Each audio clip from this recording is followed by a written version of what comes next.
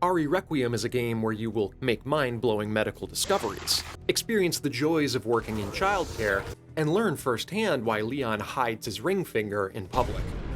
Much like a health supplement made by the Los Illuminados, this sequence of events has me disturbed, but intrigued. So while we eat cheese and await the big launch day, here's a list of 5 hopes I have for RE Requiem. No leaks, no spoilers, just hopes and memes.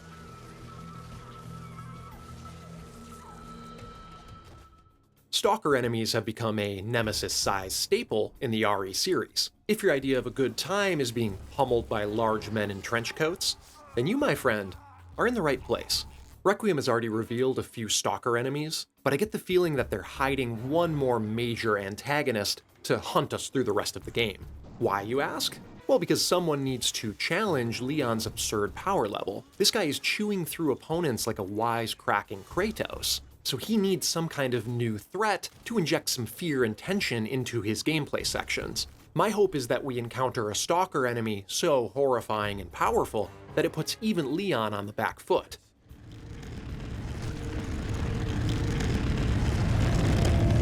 This would set up kind of a nice reversal of fortunes, and open the door for Grace to step up and save Leon at some point, before they all escape on a jet ski.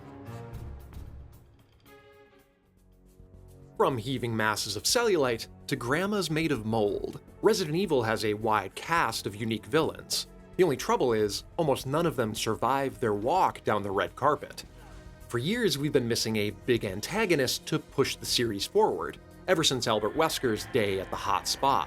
And any would-be successors to his throne really can't seem to compete with our increasingly powerful heroes.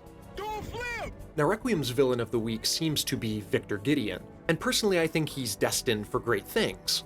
And by great things, I mean having his head ran over by a designer Porsche. In any case, villains are more interesting when they stick around and score a few wins, before turning into a giant mass of sentient human jello. So whether it's a brainwashed Rebecca Chambers, or 3 Salazars stacked on top of each other, I hope Requiem's big bad survives the closing credits, and becomes a looming threat for many titles to come.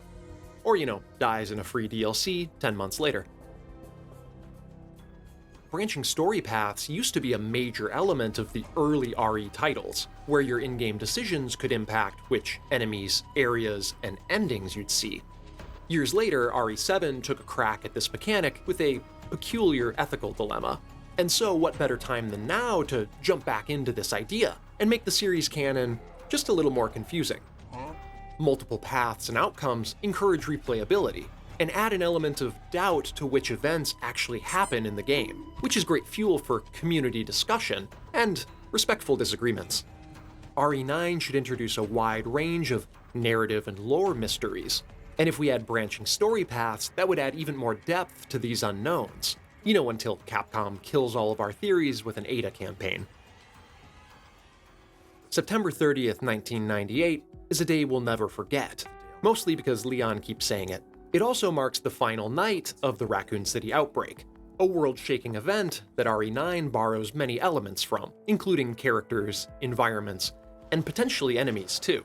And what better way to give context to this dead city than with flashbacks set before its destruction?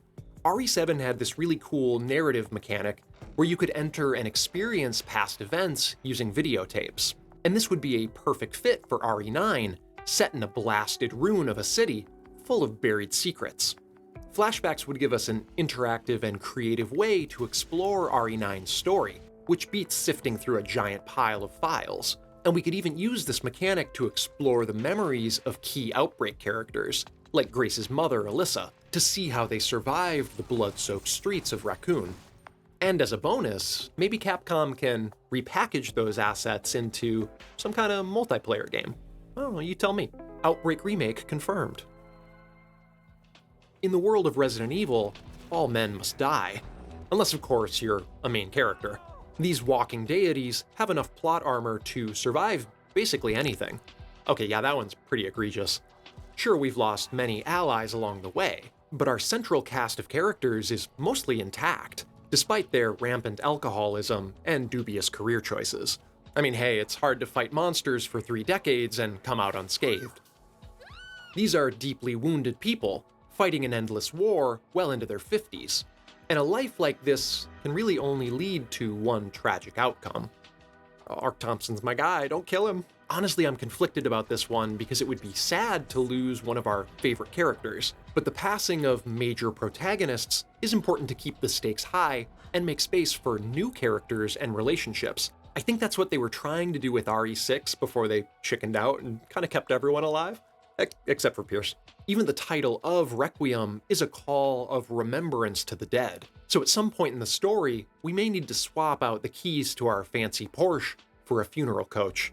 I will be emotionally devastated, but I'll also call shotgun. Oh, fuck. I can't believe you've done this.